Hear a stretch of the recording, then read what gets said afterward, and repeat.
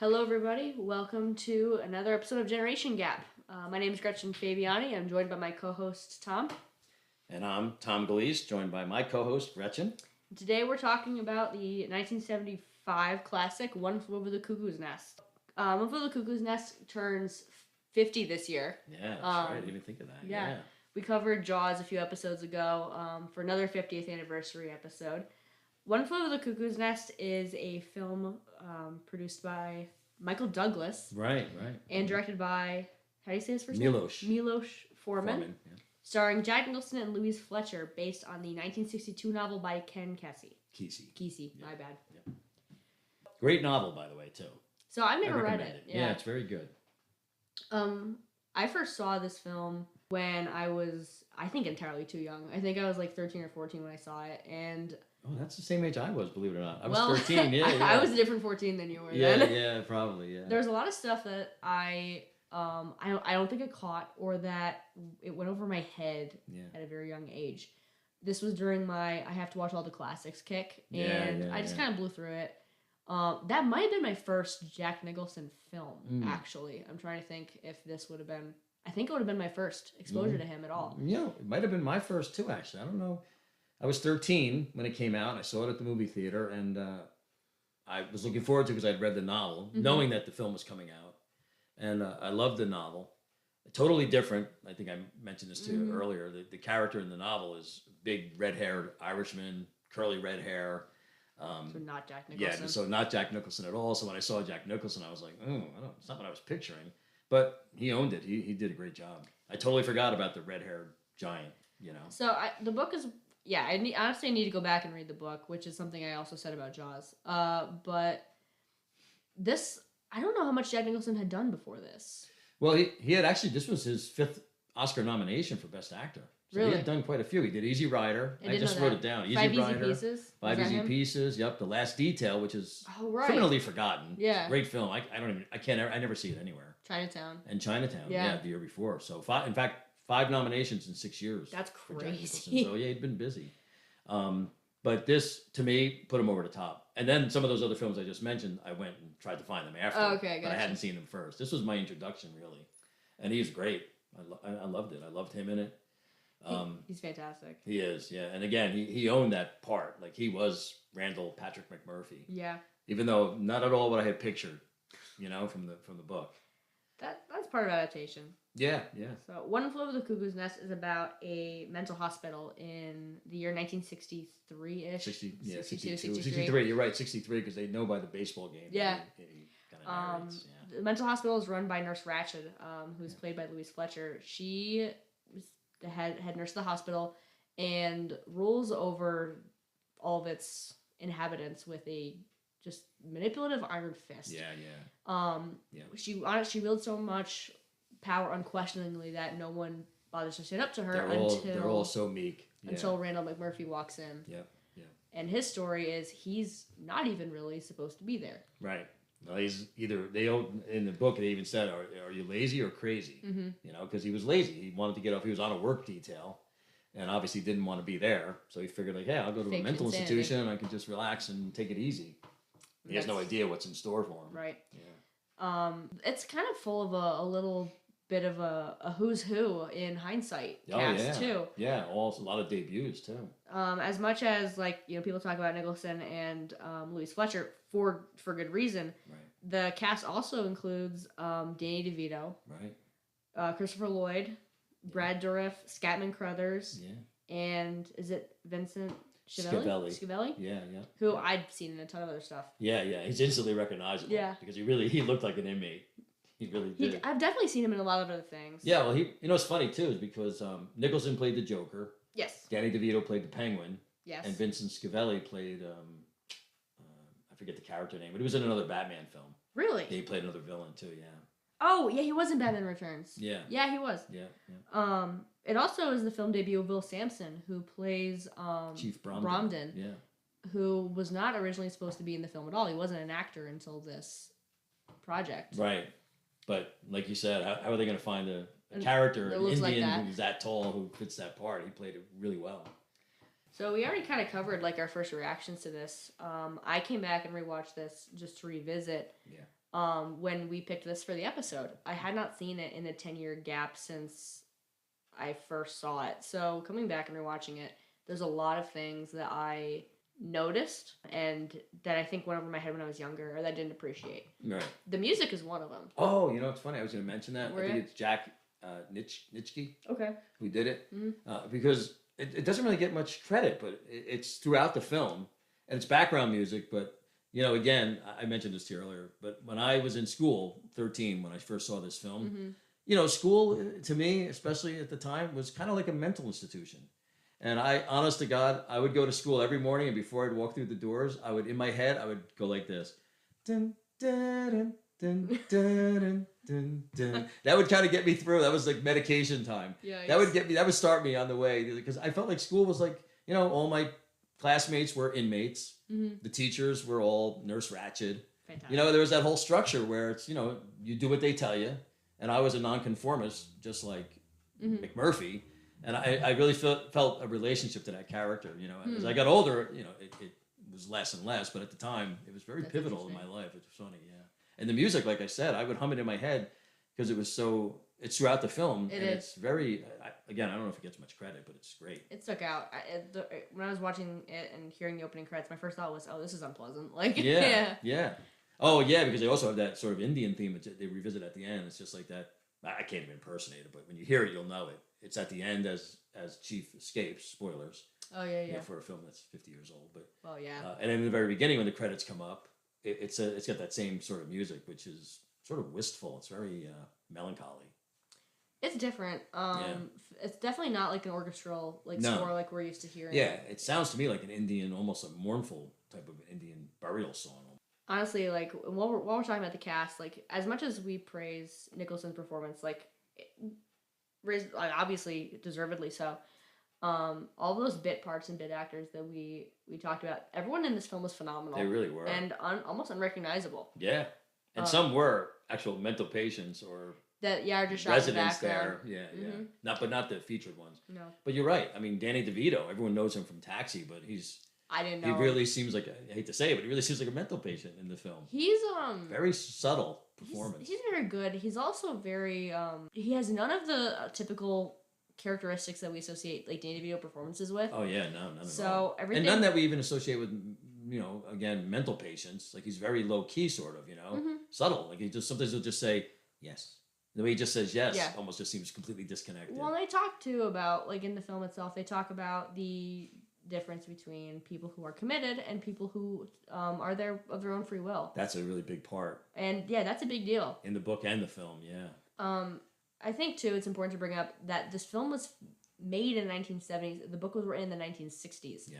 62, a lot of things that we understand now about mental institutions, about this type of treatment, even about these mental diagnoses, are so wildly further along now than they were back then. Oh yeah. There was stuff back, like watching that film, that I was like, oh geez, we don't do that anymore. Like, right. We don't call it that anymore. Yep. Stuff that gets diagnosed that you're not even sure exactly like what it is. They're pretty vague and they play like it shock therapy, for example. Shock therapy's big. Lobotomy is another one. Lobotomy is another big thing. And you know, just to give you an idea of how big lobotomies were, did you know about Rose Kennedy, John Kennedy's sister? No. I mean, she was given a lobotomy. Oh, goodness gracious. It's horrible. And if you go on Wikipedia and you look up Rose Kennedy, you can see how they determined when they had done enough. They had her recite, I forget what it was, but it's all there.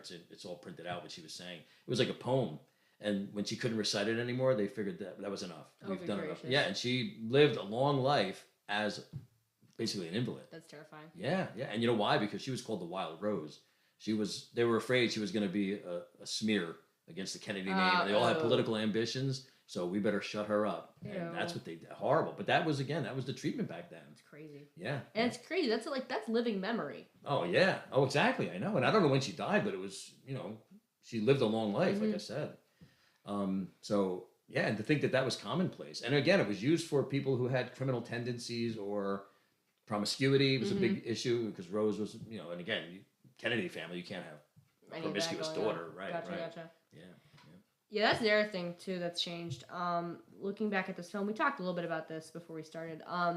So Nicholson's character, McMurphy, is is in prison in the first place for a statutory rape, which is among other things, but that's like the big one that gets brought up. That is, and that's insane. Yeah, that you like that the film's asking you as a viewer, hey, go ahead and sympathize with him and root for him, and you do. I mean, you're sort of led that way. You know? And in the back of my head, I'm going, yeah, but. And we know the age. We don't know his age, 15. but she was 15, right? 15 going on 30, he says, but still, she's 15. Yeah, and he's our hero. So right away, it's icky. Yeah, it's very icky. It's a little uncomfortable. So you have to focus on the fighting, because as he says, he was. Yeah, there was some brawling. Yeah, there was some brawling. He says, Rocky Marciano's had however many fights, and he's a hero, or he's a millionaire. So, that is one thing. Like, as soon as McMurphy gets in there, he immediately starts to kind of rock the boat. Yeah. He doesn't conform. He speaks up when he's not supposed to. Makes a scene as soon as he walks in the door. Makes a scene over everything. Yeah. And really brings in this group of people around him, this group of inmates in this little gang that he creates. Yeah. And you really have to understand that when he first gets there, they are meek. Yeah, they're quiet. They play cards. Mm-hmm. You know, they don't ever stand up for themselves or each other. Yeah, you know? And there's not a lot of common ground between them. Like, they really don't, like, they're spending time together because they have to. Yeah. It doesn't seem like it's because they want to. Whereas, well, you think they have to. That to me was such a revelation when you find out that when you do find out, we're kind of jumping ahead. But when you do find out, I mean, Nicholson's saying like Billy, I mean, you must be committed, right? Yeah. You're just a young kid. He's like, no, they're all voluntary. Mm-hmm. It's like, why would you be here? You should be out living your life, having fun. You know, that was to me so shocking when I first read it, and then when I saw it, I was like, wow, imagine that. That was kind of a shocker too. Yeah. You do nothing but complain about this place, and you don't even have the guts to walk out. You're here, right? Yeah, you're still here. But once like the group kind of starts to come around, McMurphy is the first person that you actually see them voluntarily like go to spend time with. Right. There is like a bond that kind of grows between these guys. He is. They've never seen anyone like him. That is true. Right. And one of the people that he brings into this group is Bromden, who is the Native American and who's like 6'7", something like that. They call him the Mountain. They call him. Yeah, yeah. And he's faking. Right. But we don't know that initially. No. Right, but he's deaf. Faking dumb, being mute and deaf, which is that's for me. That was the reveal that I was like, oh, I forgot about that. Yeah. Oh, yeah. And in fact, one of the big differences, obviously, they couldn't do it in the film, was that the book is narrated by him. It's all his thoughts in the book. So he, right from the beginning, he's sharper than he seems. That's interesting too, because I have not read the book, but I have read about the book. Yeah. That some of the things that he is in there for is borderline like hallucination. Yeah. And so that kind of does color the world of the book in a way that they really couldn't do in a film adaptation. No, right. Yeah. So by nature, the protagonist or like the lens in which you view it has to change. Right. Yeah, it has to. Yeah, you couldn't do that. But looking from beginning to end, I do think it's interesting. I think we could build a pretty strong case that McMurphy is not the protagonist of the film either. Mm. I think it's Bromden. I think it's Bromden. Yeah. A protagonist typically requires like some kind of like evolution or change, usually like by circumstances. Yeah. The only thing that happens to McMurphy, spoilers for a movie that's 50 years old, is he's given electroshock treatment. Yeah. And then lobotomized. Right. He's just shocking still. It is shocking, especially because he's a character. Especially in that film, he's the only character who's so full of life. He seems indestructible up until that moment. Yeah. And in an act of, I don't know if you could call it mercy, Bromden, who has become friends with him, euthanizes him and escapes. Yeah. Although where he's going, they never say. I'm curious. Where is he going? Into the woods. Maybe to a tribe somewhere. Bromden is the protagonist. He changes. Yeah. He makes a decision for himself. Yeah. I think I'm infinitely more interested in his journey than I am McMurphy's. Oh yeah. As much fun as McMurphy is to watch, and that's all thanks to. And it Nicholson. Is McMurphy who sort of put him on that path. Yeah. But he would have never done that without McMurphy. Mm-hmm. Because he even says to McMurphy, like, now I do feel big. Yes. And he didn't feel big because he had been beaten down. He felt he kept saying, "I'm not as big as you." Yeah, that's to McMurphy, which that is was crazy. An interesting line. Right, yeah. Right. In the book, they go into that more because he's narrating it. Yeah. But it was a great point in the film because you realize, like, wait, what are you talking about? You're so big, but he was so beaten down, he didn't realize how big he was and how strong he could be. Not just physically. Yeah. Mentally, emotionally. So I think too, like in terms of like story structure. It's interesting because like there's not a ton of progression. You're stuck in one spot for the most part. It's pretty much a bottle episode from beginning to end. So, in fact, did you read? It was funny. They didn't really want to do the fishing scene. Oh, really? They wanted the whole film to just be in the mental hospital, which really could have been like a play, which it had been. Yeah. And it would have just been really a one-act play, one scene play, one setting. But I was glad they put that in. That was a little different, you know. Yeah. Little break. It did strike me. It did take you out of it a little bit. I didn't mind it. Yeah. No. For me, it had a couple funny moments that came with it. Yeah, it was a little light. Yeah, with him singing "Popeye the Sailor Man," and there was definitely some cute scenes. Fun stuff. Yeah. It definitely. I'm gonna say too, like this film stretches to me like genre. So a lot of times they'll put like comedy drama on films I think they don't know what else to do with. Yeah. This is one of those movies where I'm like, I saw this genre like this put in category as comedy, and I'm like, I don't know about that. It's a drama with a couple comedic moments. Some stuff's funny. Yeah, I think it's like, but to me those movies are more like real life, you know, because you live a drama and you do have comedic moments, you know. That's what kind of punctuates life. Some moments of laughter. Which you need, and this movie also offers that. Yeah, that's a large part of the point is McMurphy's like really forcing these moments of life, these moments of laughter, and kind of like breaking out of the conformism of the institution to try to restore some semblance of humanity. Themselves back to these people. Yeah, he really is. Which is interesting. And they're all beaten down in different ways. They are. Yeah. Guarding by his wife and her cheating. Yeah. Or his illusions of her cheating, or cheating or illusions, whatever. Yeah. Billy Bibbit by his mother and Nurse Ratched. Yeah. He kind of takes on his mother's role in the institution. Yeah, that's also icky. Very icky, yeah. That's Brad Dourif as Billy Bibbit, and that's also a great performance. If that was the first thing you saw him in. First thing he was in. It was first thing I saw him in. Yeah. Oh yeah, because you know him from other things. I saw him. I knew him from Lord of the Rings. Yeah. And very little else. Oh yeah. So because that was a staple different in my character, house. Right. Very different. Yeah. So when I watched this again, I was like, oh my goodness gracious. His acting it's perfect. Yeah. I mean, maybe we all knew people like that sort of shy and didn't fit in well, you know, like that. His acting, everything is. He's very good. Very good. First time you see him when he's watching Jack Nicholson meeting the chief, actually, for the first moment. His reaction, even, like, kind of smiling a little bit to himself, not paying attention to the game anymore he was playing. Very realistic. There's a lot of... The camera work in this, for being such a static, like, stagey, you could argue, production, the camera work in this is really good. Yeah. They linger a lot and, like, really let you kind of draw your own conclusions about what's going on in people's minds. Yeah. And I think that's really interesting. Yeah. Nicholson has a really expressive face to begin with, but so do a lot of these other guys. Oh, Christopher Lloyd is stand out. Yeah, Christopher Lloyd is great. Yeah, he always looks kind of irritated and irritable. But everyone else too, even like Milos Forman made that decision to film them just randomly, expressions, emotions, reactions to different things, and then he edited them in to fit the scenes, even if they weren't part of that scene. Yeah. Which I thought was a smart decision, very good decision. This is also. Side note, this is back-to-back movies that episodes we've done with random basketball scenes in the middle. Yeah. That had nothing to do with anything at all. That's funny, yeah. Isn't it? I didn't even think of that, yeah. This is also, like, I was happy to see Scatman Crothers, who's here for, like, 5 minutes. Yeah. And this is his second of 3 movies in a row he did with Jack Nicholson. Yeah, including The Shining. What else? What was it? It came before it. I'm going to have to go back and look. Yeah, I can't remember either, but yeah, and he's always a good character actor. I love him. He's great in this. I knew him as a voice from Transformers first. Oh, that's funny, yeah. The first one was the King of Marvin Gardens. Oh, yeah, wow. That was earlier, yeah. Yep, 72. Yeah. But he's good. His character, too, is like, you feel sorry for him, too. But he has some really funny lines, you know? He's got such a recognizable face and voice. And like, voice. I know him immediately every time I hear him, and he's awesome. Yeah. I just watched The Shining myself, actually right after this. Oh, like, really? Jack Nicholson, Scatman Crothers double feature. Yeah. Wow. And he makes me happy. Yeah.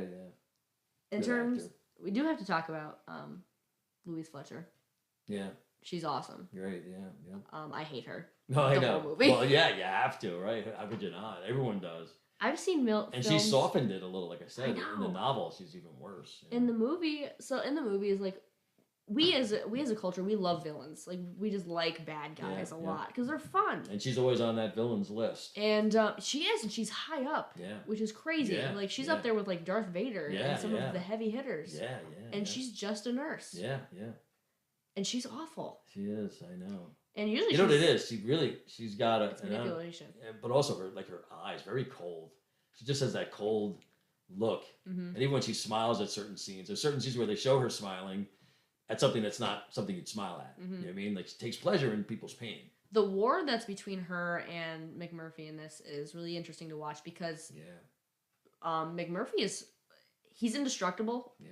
But he's also like, he's more easily rattled. It bothers him that he can't bother her. Yeah. It really gets at him. It does, yeah. He makes a decision early on. He's like, I have to. It's not even like, oh, I need to get out. I need to like, it's nothing that you would think he would be in there for. His decision early on is, I'm going to make her life as miserable as I can. I'm going to break her. He wants to break her. And he doesn't. He can't. No. Even at the end, he doesn't. He can't. No. And he can't believe it.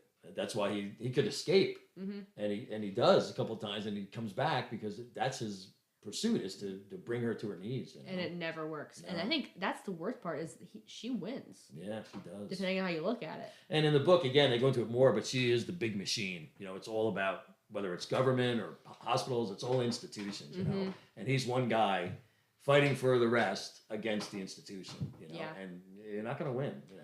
You could, and I've heard people make the argument too. Like, people like to play devil's advocate and say, like, she's just doing her job. She enjoys what she's doing way too much. It's manipulation. Yeah, and we know that because just how she treats Billy. Yeah. You know, when she knows how he feels, and then she's like, even at the end when he's finally standing up to her a little bit, and he's getting, which is what wouldn't that be the goal?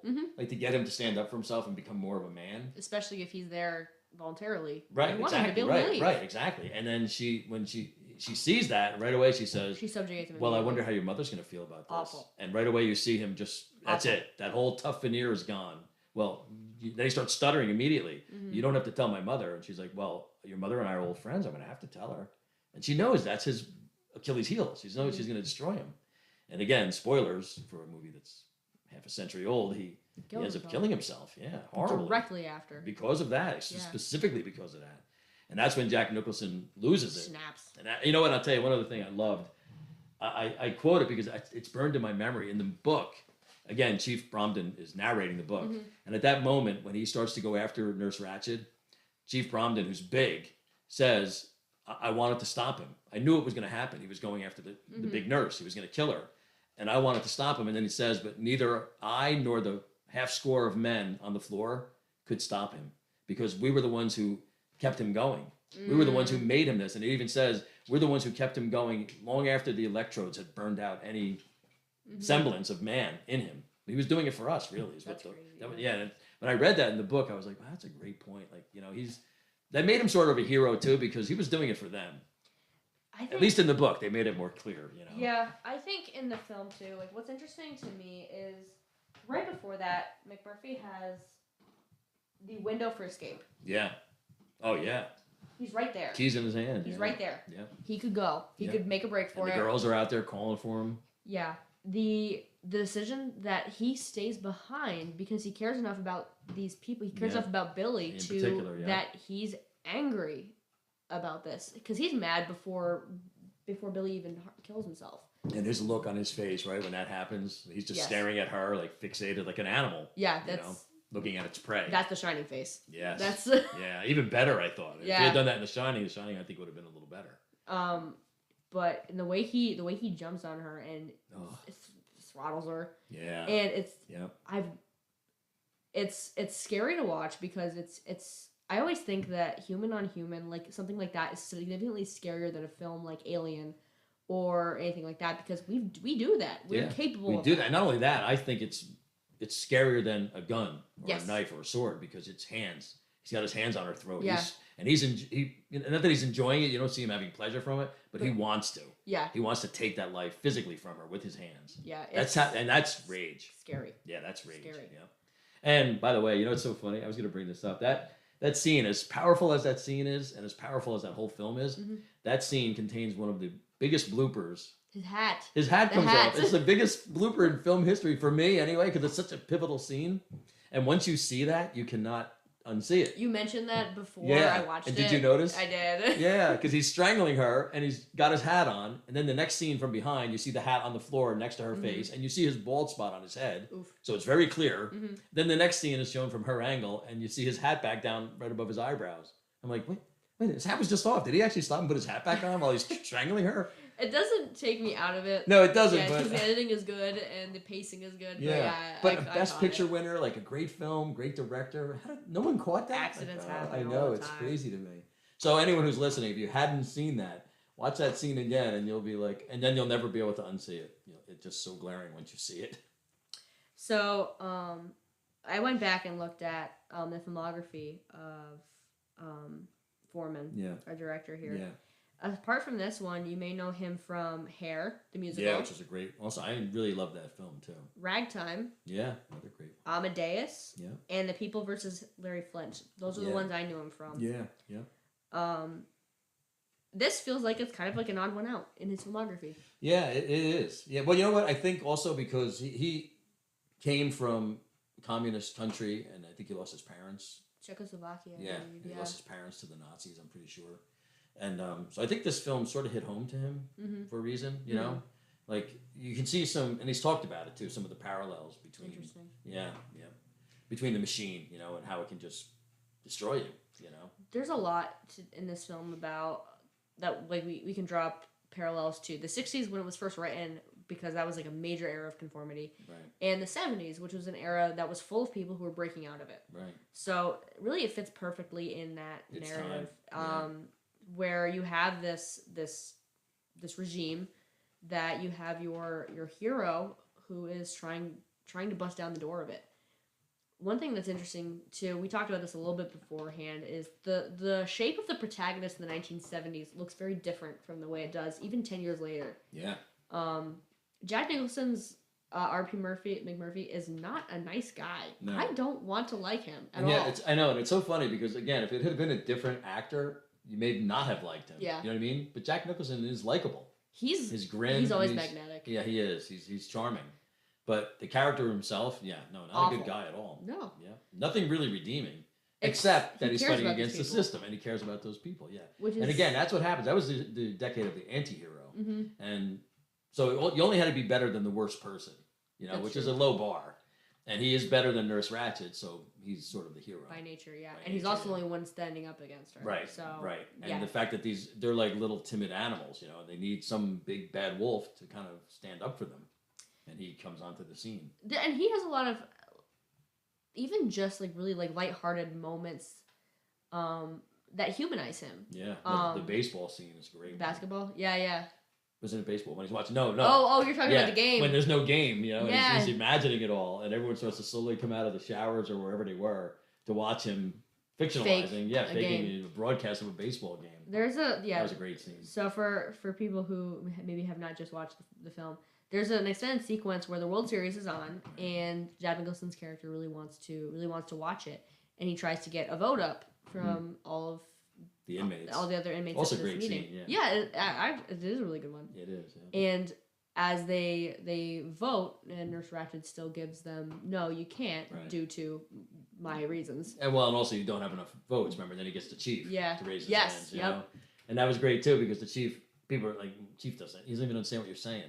And then as he gives up on the chief, everyone watches, and all of a sudden the chief drops his broom and raises his hand. And everyone's like, wait, the chief voted. Mm-hmm. And then, of course, they won, so the nurse can't have that. So she says, well, I'm sorry, the vote was closed. Yes. And he's like, you're not going to pull that now, are you? Come on, we got the votes. You're not going to pull that now. And she does, of course. Anything to win. Yeah, and it's a battle of wills. So then he's like, all right, she's not going to let us watch baseball?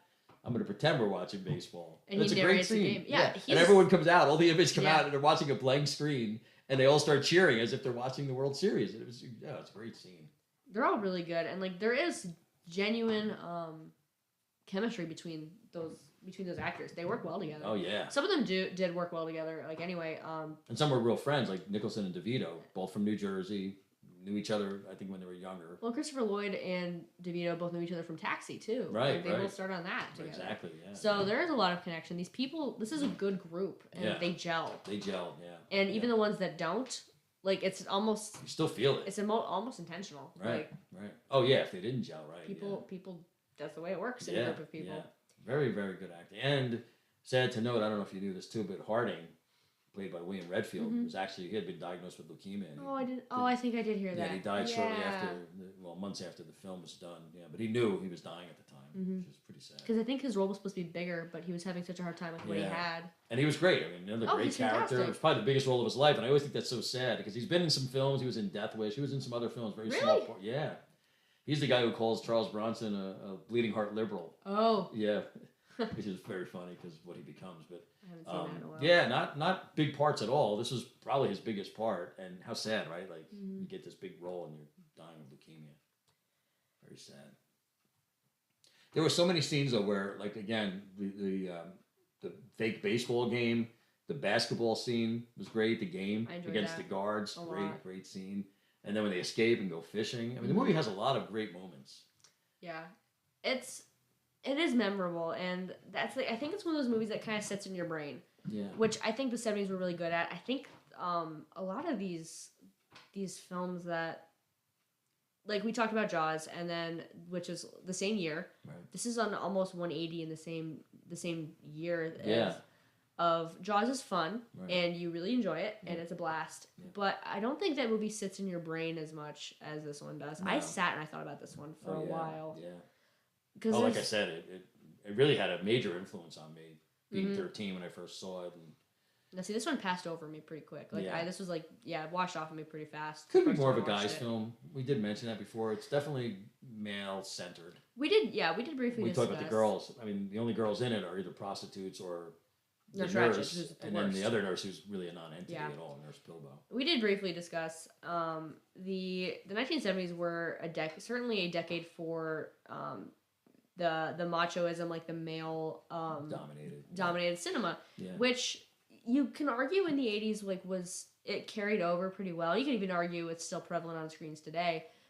But the roles of women in 1970s films did tend to a lot of times fall into like those categories, especially in like these big movies like I talked about. Jaws, there's no women to speak of. No, except his wife, and again, there's Close Encounters of the Third Kind, which I watched the other day, where I'm like, where, like... Other than Sigourney Weaver, who becomes... in Alien, she's a big deal. Right. But that role was written for a man. I mean, even in Ghostbusters. Yeah. Yeah, and she's in that too. Yeah. And she becomes, like a ghost or a demon, whatever she is. Yeah. Oh yeah, she gets possessed. Yeah. Yeah.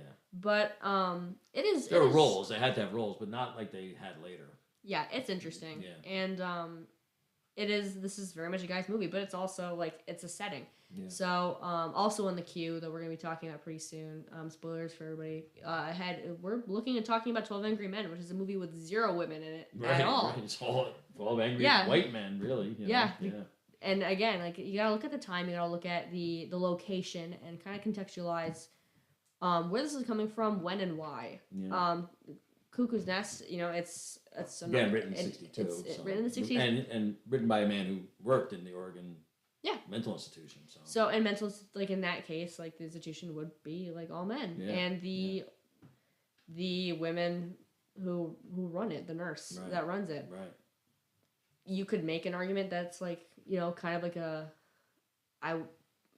movie that isn't friendly towards women. I might agree with it due to some of the things that, especially McMurphy says, are really ugly. Yeah. Just needlessly. And his pack of cards. He carries around a pack of cards with a bunch of nude women on them. It's not a great film slanted towards the ladies at all, but...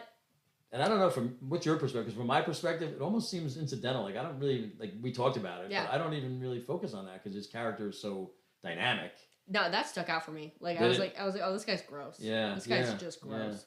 Yeah. Because they treat, and like, even the way that he talks about the other guys, even though especially the way he talks about Billy, for some reason, the fact, like, getting Billy to lose his virginity is like a thing, and it's like, what is going on in this movie? Yeah, that's true. Right, I didn't even think of that. That's another issue.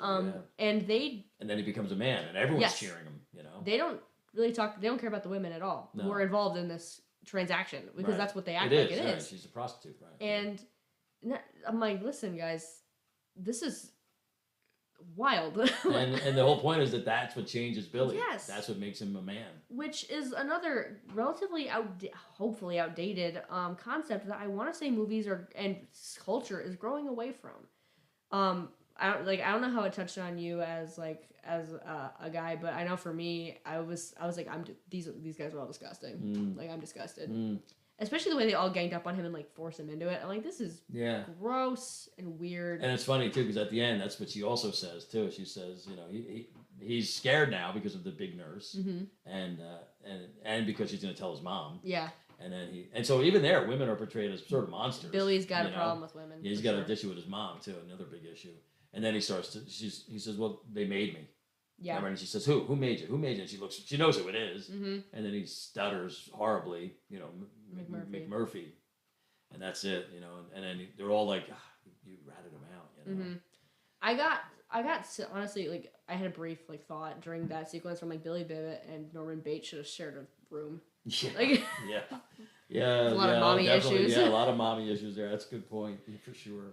But it's a different side of it. Like Norman Bates, obviously, another great villain in film history. Right. Obviously. Yeah. But he became a murderer. Yeah. Whereas Billy is a sympathetic character. Right. Yeah. Yeah. So he didn't fight back. In general, the film it's very much a guy's film, and in a way, I feel like it shouldn't be like a movie that guys all slap each other. No, and I know a lot of women who love it. I don't think they see it in those terms, even though as we're talking about it now, it's almost glaring. Mm-hmm. But I think the movie's so well done that it's easy to miss those parts. And the real battles between him and the nurse. I don't dislike the film. Yeah. It is very well done. There's a ton of great performances. Yeah. I like these people. Yeah. But one of the things that we run into, especially right now with the generation gap, we talk about sometimes. There's stuff that I can see coming at it from a newer, from a younger perspective, and from a female perspective, where I look at that and go, "Oh, yikes!" Yeah, that's a big yikes. Well, I think movies, for better or worse, are sort of a reflection of our societies. And movies are always changing, and so is society. Yeah, and they do reflect that. So you look back at '60s and '70s films, you're looking at the '60s and '70s. And that's one of the problems with loving old film. As much as I love a lot of these old movies, there's plenty of them where I look at that and go, "Oh, yikes! Oh, I know. That's real bad." Yeah, and I'm sure 30 years from now, we'll look at movies today and say, "Oh my gosh, wow! I can't believe we let that go." Yeah, yeah. And although that's kind of a scary thought, isn't it? Yeah. Jeez. You have to recontextualize. What our film's gonna be like. You have to recontextualize as you watch. Yeah. There are some films that I look back on and I thought were kind of, especially if you're looking at the female lens. If you want to talk about movies that were great for women, Wizard of Oz was 1939. That movie's great for women. Yeah. Oh yeah. There's tons of them in that movie. Yeah. And there were, Greta Garbo and Marlene Dietrich. Yeah, they did some powerful films back then. Betty Davis. Yeah. I don't remember her ever being anyone's, patsy. No. She was strong. But so I think we got away from that. You're right. In the 60s and 70s, kind of got away from macho. That a little bit. Yeah. Yeah, the machismo kind of took over a little bit there. Yeah. So it's a reflection. It's I'm not going to condemn the whole movie. I'm not going to throw out the baby with the bathwater, as they say. Yeah. But I think it's important as we look back at older films to look at things and go, okay, that was wrong. Yeah. But there are good things. The same thing with the racial treatment of a lot of characters too, where you look at that and go, yeah, we won't be doing that one again. Yeah. Oh yeah. Right. Yeah. But again, you have to kind of contextualization is huge. Yeah. Unfortunately, I think we live in an era now with cancel culture. Yeah. It's really easy to look at something that could condemn the whole film and say, well, this is bad and we shouldn't watch it anymore. Stuff is now getting warning labels, things like that, hey, this is an insensitive depiction of such and such. Right. And it's good to keep people aware, to be hey, what we did back here was not okay. Right. But I think it's wrong to pretend it didn't happen or to stop showing. Or it wasn't a sign of the times, right? Because that is how things were at a time. Yeah. So I mean, I think Cuckoo's Nest is everything else from the decade. It's a mixed bag. There's some stuff where I'm hey, that's great. There's other stuff where I'm that's a no-go. But again, like I said, I think it's you can overlook it because the main point and what you really focus on is that you want him to take her down. Ratchet. Yeah. You're also looking at these other guys who are very innocent. They're almost, like I said, they're timid little animals. Yeah, I'm rooting for a lot of these other guys. Bromden is huge, is a huge character that I actually really liked this time around because he's doing a phenomenal job, acting. The scene where he lets it slip, lets McMurphy know that he can talk and hear him. Yeah, that was great. And I saw it in the theater. I remember people laughing out loud. No one had known that was going to happen. Mm-hmm. I did from reading the novel, but when that happened in the theater, when he hands him the piece of gum, first he says thank you, and then Jack Nicholson's face even. That's such a good reaction. It's so great, his look, and then he hands him another piece specifically because let's see what he says now, and then he says, juicy fruit. That got me. And people in the audience, when I saw that, people burst out laughing. And then his reaction even after that is like, oh my, like, Chief, you've been fooling him this whole time. Yeah, he thinks him. that's hilarious. He thinks it's great. Yeah, he thinks he's a genius. Yeah. That's why that's what he starts talking about. We got to get out of here. What are two guys like us doing in here, right? We should be out in the world. Yeah.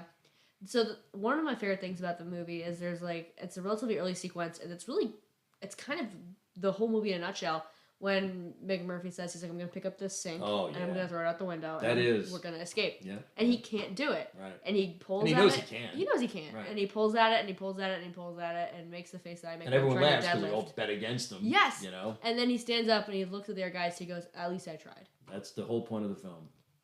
I told my daughter that. I told Evelyn that. Oh, really? I said, I just had her watch that scene. Okay. Because I said, I want you to see the scene. I said, because it's about so much more than what you think. Yeah. It's not about him lifting that fountain and throwing it through the window.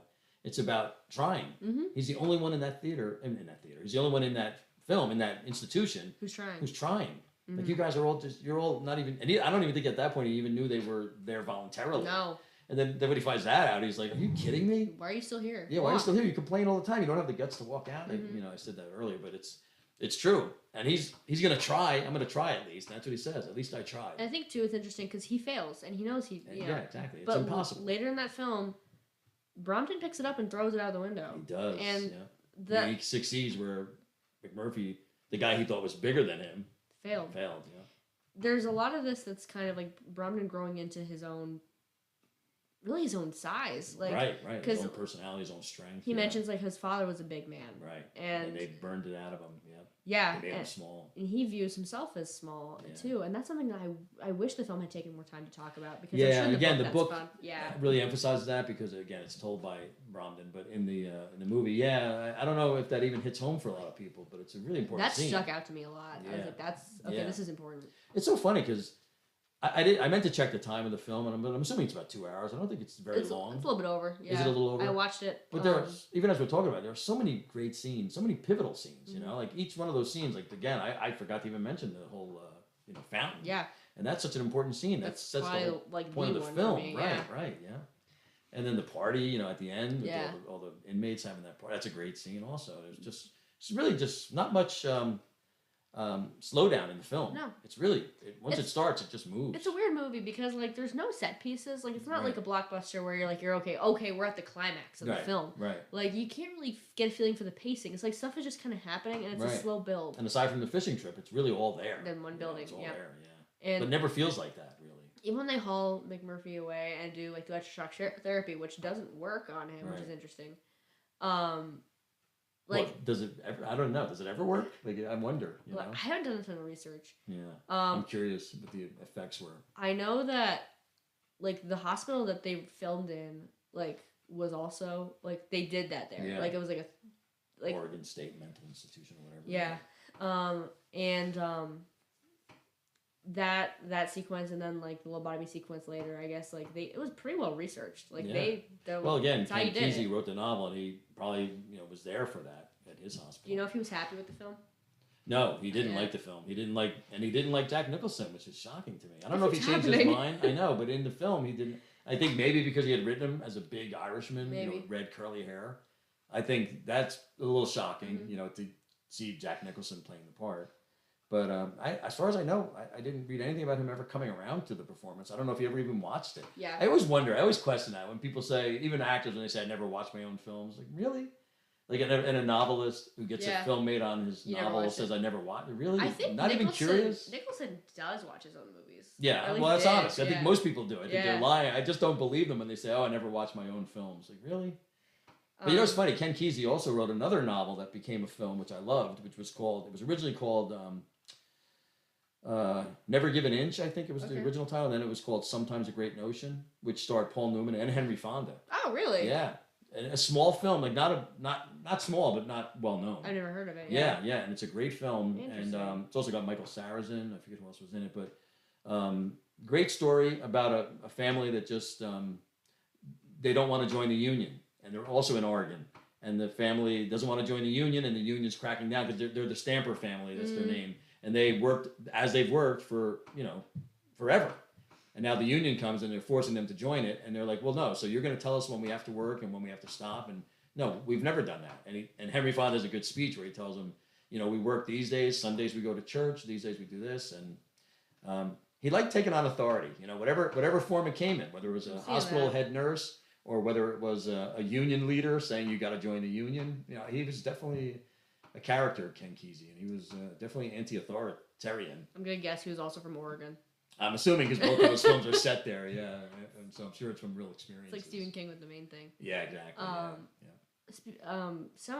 Like on a similar track, I think that's interesting because, like I said, I just watched The Shining. Yeah. And that's another film where it's based on a book. Yeah. Nicholson looks nothing like the protagonist. Right. And the author is not happy. Right. Exactly. Right. As far as I know, I don't know if Stephen King ever came around. I don't think he ever came around. I don't know if he ever even saw it. Like, you know. What I heard later is that Stephen King kind of like came back around, looked at it, and went, "I like it as a movie. I don't like it for what it is for my book." Right. Which is fine. Yeah, and that's fair because, you know, and again, I thought there was the timing might have been off because I think Jack Nicholson at that time was known for sort of being a comedic, you know, he was in dramas, but he's funny, he's witty, he's sly, and I don't think that's the character of Jack Torrance in The Shining. The impression I got, and we'll inevitably do an episode on The Shining, and the impression I got was that they looked at him and they're like, "Oh, this guy looks like he's gonna kill his family." Yeah. Like, this isn't a surprise. And he did, right? Yeah. He had the arched eyebrows and the wicked grin. Yeah, he always looks evil. So he does. The movie that I've seen Nicholson in the most is Batman. That's my favorite of his. Yeah, yeah. So like, he's great in that too. He's amazing in everything. Well, he's an amazing actor. Yeah. He's probably one of my all-timers. But yeah. I mentioned early on, like, kind of glossed over it. I did not know that this was produced by Michael Douglas. Oh yeah, and you know it's funny. Kirk Douglas had originally starred in the Broadway play. Okay. And you know he played Billy Bibbit in the play, which is crazy. I did not know that. It was Gene Wilder. Really? Gene Wilder played Billy Bibbit in the Broadway play. That's crazy. And Kirk Douglas, Mike's father, played the McMurphy part. And he bought the rights to it and wanted to play him, but as time went on, he was obviously too old. I don't know. I'm kind of curious how it would have been. I think a younger Kirk Douglas could have played the part. Maybe. Yeah. And I think Mike Douglas actually wanted to play one of the inmates, but that never came. He would have been young then too. He would have been young, yeah, and he probably could have played it well, but it didn't happen. I like Michael Douglas. I do too, and I like Kirk Douglas, and I'm grateful for him buying the rights to that film and finally getting it done. His son, you know, actually got it done. And it's funny. I read an interview with Michael Douglas, and he said that because the father had the rights to the film, and the film did so well, he said that even though he never got to play the role on film, he said that film made him a lot of money. I bet it did. Yeah. And it won quite a few Oscars, I believe. Right, and that that was the second film to win, you know, the big five, which is director, picture, best actor, best actress. Was it just that? I think it was first was It Happened One Night, and then it was only done by one other film after that. Oh, it wasn't Titanic, was it? No, it was. No, that was Never. Might have been Terms of Endearment, if I remember correctly. I'm not sure though, off the top of my head. But yeah, only 3 films have ever done that. And which is interesting. Like we've alluded once or twice, like how different the Oscars look now versus when they looked like back then. Oh, yeah. You know, more often than not, the one that would take home all those Oscars was a movie that people did see that year, that they actually saw. Right. Just curious. This is not in the highest grossing films of 1974. No, 75 or 76, because I think it was released late in 75. Oh, was it? Yeah, so it might have done better in 76. Let me take a look. Yeah, I think I got the wrong year. Yeah. Yep. So highest gross is Jaws. I lied. Second gross is One Flew Over the Cuckoo's Nest. That was in 75? 75. I'm curious about 76. Can you check that? I'm curious because it came out late in 75. I don't remember when, but I was in school. Your first 3 are Rocky, Stars Born, and King Kong. Okay. So it's not on. It's not on even here. in the top 3. Okay. Nope. But that is interesting. Like that was number 2 that year. Yeah, and it came out kind of late. Yeah. So yeah, it did really well. And it got Jack Nicholson his first Best Actor Oscar, which I'm glad for because he has quite a few. I believe he does now. But yeah, and he has a Best Supporting Actor too. But you're starting to wonder, like, wow, is this guy ever going to get one? Because he's a pretty steady, good actor. Yeah, he had a lot of work. Yeah. Yeah, he was in. He had Oscars for As Good as It Gets, Cuckoo's Nest, About Schmidt. Yeah. A lot. Yeah. I was a nominee for About Schmidt, but anyway. Yeah. Did you have a favorite character in this? Well, I mean, obviously, Randall Patrick McMurphy was my favorite. Like I said, I sort of viewed him almost as a role model when I was in school, which, for better or worse, it made school a little more tolerable, pretending it was a mental institution as a kid. If you have any teachers listening, this might make sense. Yeah, they'll completely understand. Yeah. But other than him, well, of course, I liked Chief Bromden. I really, again, all the inmates I thought were, as far as acting, I thought they were really good. Mm-hmm. I felt sorry for, Cheswick too. We didn't mention Cheswick, but his acting, oh my gosh, that was really good. I'm trying to think if I've seen him in anything else. He's been in other things too. He was actually in X-Files, I think, too. Really? Yeah. He's been in some things, but nothing obviously as big. He's going to be very, sort of naturally limited because of his age and his appearance, but his character was funny. Him. Yeah, he was a great character. Yeah, he was so over the top, crying and alternately like crying and then screaming, and he definitely. Yeah, his meltdown at Nurse Ratched. About his cigarettes. That's another great scene, right? There's so many scenes that were really that whole cigarette scene, and then McMurphy's telling him, just forget the cigarettes. The cigarettes aren't important. Yeah. And then he goes up and breaks the window to get him his cigarettes. Remember? That's why they end up getting the electroshock therapy. Yeah. And there are hints too, like throughout the film, that McMurphy is definitely unstable in his own way. Oh yeah. Whether he's faking it or not, it's never determined, and it's not determined in the book either, really. But it's He thinks he's faking it. At least. Yeah.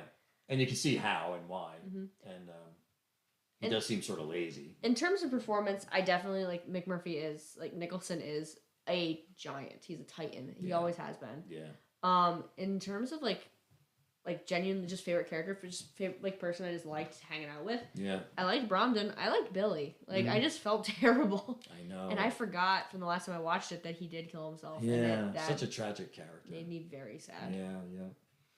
I also just love Christopher Lloyd in everything. Oh, yeah. I literally love him in everything. He is great in this too, and so different. Like not at all like Reverend Jim from Taxi. The only other character I can think that he's ever played that came close is the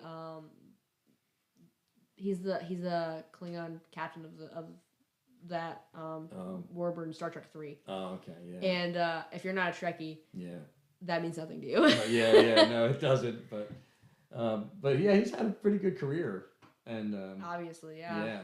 He's immortalized. Back to the Future was big, obviously. Yeah. And I like him in Clue, which he's kind of has like an ageless charm where it's like he's kind of got like the Steve Martin thing going on where like he's looked 40 for so long. I have no idea how old he is. Yeah. Although I actually just saw him recently, he looks very old. Yeah, well, he is. He is old, I know, but I was glad to see him God at least bless him. in something. Yeah. He's fun. Yeah. But great in this film though. He is fantastic. Tabor. Yeah.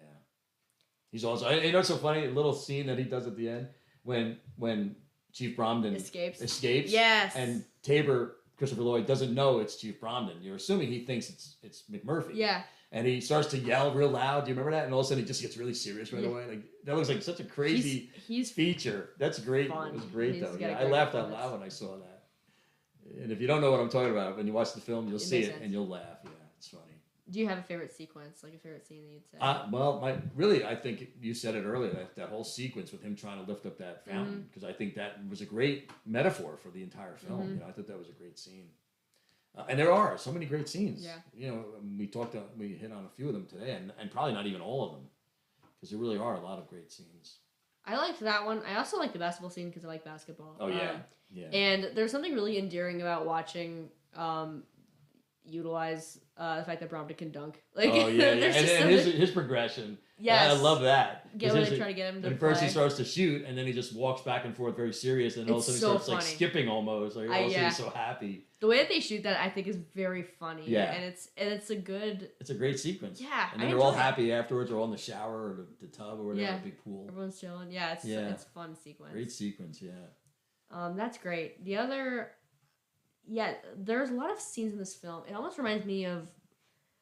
I've stared at a couple films that are like this where I'm like, I just feel uncomfortable throughout most of it. And there are many scenes in Cuckoo's Nest where I'm like, I want to get out of here as fast as possible. I'm uncomfortable. I think it's intentional. Where I'm like, this feels claustrophobic and like, ooh, this is like, especially if you're a non-confrontational person, where I'm like, you can feel something's about to blow up and you're like, I need to get out of here. Like, that's rough. That probably is intentional too. Yes, it is. Because it is all... You can feel it coming. Yeah, it's all set in a sort of confined area, where obviously tensions are running high. So I think it's not a claustrophobic film necessarily, like in the same way that like The Thing is, or like The Shining, which you've mentioned a few times. Right. I have. It's different. It's like it's more of a relatable claustrophobic. Where it's like if you're in a room full of people who you know are gonna start fighting. Yeah. Like you want to get away as quick as possible. Yeah. Yeah, I can see that. Yeah. So like the atmosphere is fantastic. Yeah. It's very well done. Yeah. We've said it a couple of times, like how well done the whole thing is, and how evocative of the feelings, really, of Rage Against the Machine. Of it really is that rebellion. Yeah. Because as much as like as much as all the awful things that McMurphy has done, you want him to get Ratchet. You want him to knock her down a peg, and it bothers me that she doesn't really get it. No, she doesn't really. No, he gets it. You know, it's just sad. It's kind of not the ending you're expecting. I guess the solace is that he influences Chief Bromden enough and the others enough that they remember him. Yeah. And they're even telling rumors about him, you know. Mm-hmm. That's something too. Like the 70s were big on the ambiguous ending, or the villain wins ending.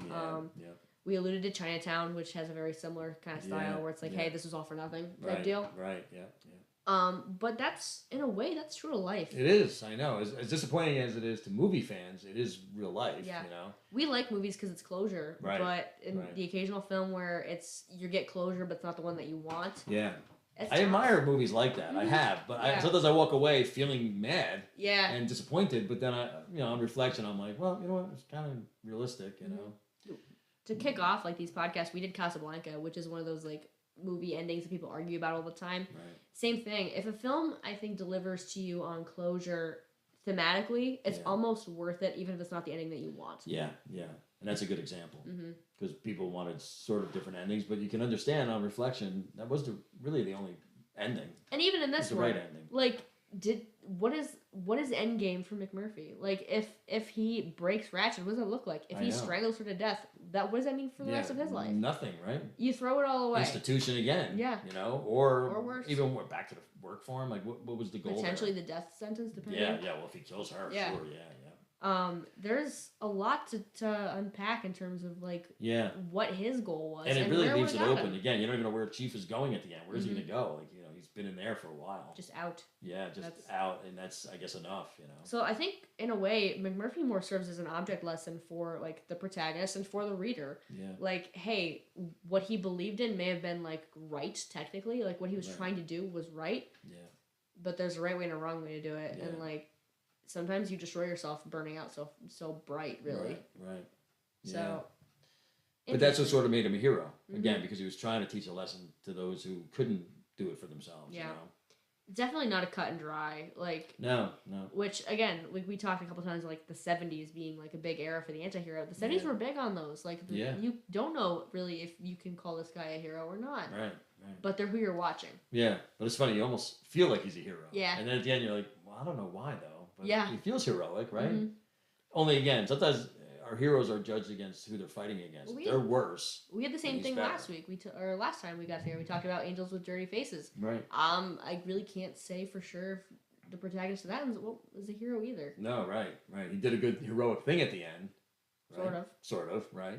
But we don't even know why, really. You assume it's for the kids. But again, it's very ambiguous. Yeah. Intentionally so. I do kind of like that, though. Yeah, I do too. I've read novels like that too, which I'm kind of impressed, and then I'll read that writer again because then I never feel comfortable. Like good guys don't always win. Yep. You know, we can maybe do one night. Did you ever see the movie Live and Die in L.A.? No, it's on the list. Okay, yeah, so we'll do that sometime too. But spoilers if you haven't seen it, but something happens in that film too, which shocks everybody. Okay. You know, and I like that. That's like the most memorable part of the film is that it doesn't always go where you expect, and I like that sort of lack of comfort. Spoilers too, because like I've mentioned earlier, we're doing 12 Angry Men in the near future. That's one of my favorites of all time, and everything about that movie is ambiguous, and that's one of the things I really like about it. Yeah, film it's a story. It's at its best when it's asking you questions. Yeah, and leaves you asking them to other people too. Yeah. Although on the other hand, it's funny. There have been movies I've seen where I'm almost disappointed. I'm like, don't give me homework. Wrap it all up. I want to know what were you thinking, and then sometimes. The directors or the writers are asked, and they won't say, or they don't know. They, look, I wrote it this way. we try to do too, like, and we talked about Blade Runner is another movie that asks you questions and leaves you with more questions. Yeah. And I've told you in the past how much I enjoy the newest iteration of Dune, which I actually rewatched Dune 1 and 2. Yeah. Actually this past week. And again, I love how that story confronts you with here's the story. You decide what you're doing with that. Yeah. I love it when stories do that. Yeah. We're at a weird era in media literacy where we aren't paying enough attention, I think, to really watching the actions of our characters. Yeah. We want to be moralized without feeling like it, and only see people doing unproblematic things when that's not real life. Right, no, it's not. And I think it's good when stories give you a real person and say, hey, they do about 75% bad things and 25% good things. And that's how, exactly. It is real life. Not everyone's a perfect hero. Correct. You know, people have heroic moments, and they also have bad moments. Yeah. You know? And that's something that this movie really was like a perfect storm because Nicholson's great at that. Yeah. This era is great at that. Like, it really hit perfectly. Yeah. It landed very well. Yeah, yeah. Clearly, you know, among fans and, you know, moviegoers also. Mm-hmm. It's funny, I was just curious, I looked at it was actually the first film that Siskel and Ebert reviewed. Really? Yeah. I did not know that. And they had to say at the end, by the way, we really did love the movie because it didn't sound like they did. That's funny. They were critical of Jack Nicholson and some of the direction of the film. I was curious to see their take on it. I feel like we have the opposite problem. Yeah. I feel like we just talk about movies that we really like a lot. I know. It's hard to find ones we don't like. We are doing certain period films. They are out there. There are plenty of movies I do not like. Yeah, there are. Yeah, definitely. But I think if people are listening, these are movies, if you haven't seen them for some reason, please check them out. Go see them. Yeah, definitely check them out. Great, and they span generations, obviously, right? Yeah, I think that there's I keep thinking you're going to not like something that I like, but so far you've liked them all, which is good to me because they're older. I think I found problems with stuff, like maybe in ways that you haven't until I've mentioned them. Yeah. And there are probably going to be movies that you like that I don't. I know you like The Godfather and I don't. Yeah, that'll be interesting. That will be interesting. I'm going to get... But you have to see it again. I do have to see it again. I talked to my mother, and she said, I told her you didn't like it. And she said, it's funny, I didn't like it when it first came out TV. That's hilarious. She's like, on further viewings, I like it more and more. Yeah, so I'm sure certain films are like that. Yeah. Yeah, I've definitely seen my share. There are some films I've tried multiple times, and I still hate them. Yeah, me too, right. There are also those, Looking at You, Sleepless in Seattle. I may never like, But... You know what I want to mention, too, which is funny. Louise Fletcher's performance she's only in the film for 22 minutes. Really? Yeah, and it was the second shortest film or performance to win the Best Actress Oscar. Second shortest. Okay. Yeah. The first was Patricia Neal for HUD, which is also a great film. We should maybe do it sometime. Okay. She was about 21 minutes in the film. Interesting. Yeah. It really was more of a supporting role. Mm-hmm. I guess in this, but there was no other female. Unless you want Nurse Pilbo to be nominated, right? She's not a thing. No, so Nurse Ratched, was Best Actress, but she really isn't. And of all the things in this movie, she's the thing that's carried over, in terms of... Oh, yeah. Pop culture footprint. That's her. She is this movie. And so many other shows and there's a prequel series about her. Right, exactly. Yeah, but that if you see that character in TV shows and cartoons even, it's all based on that character. Yeah, that's Nurse Ratched is shorthand now. We know what that means. Yeah, exactly. Without going into it. Yeah, which you do. That's I think the real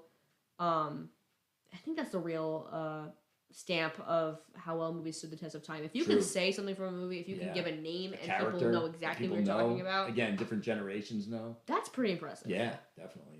Yeah, and to be the writer who created that, that character, that's impressive. That is very impressive. Yeah. We should maybe someday look at that.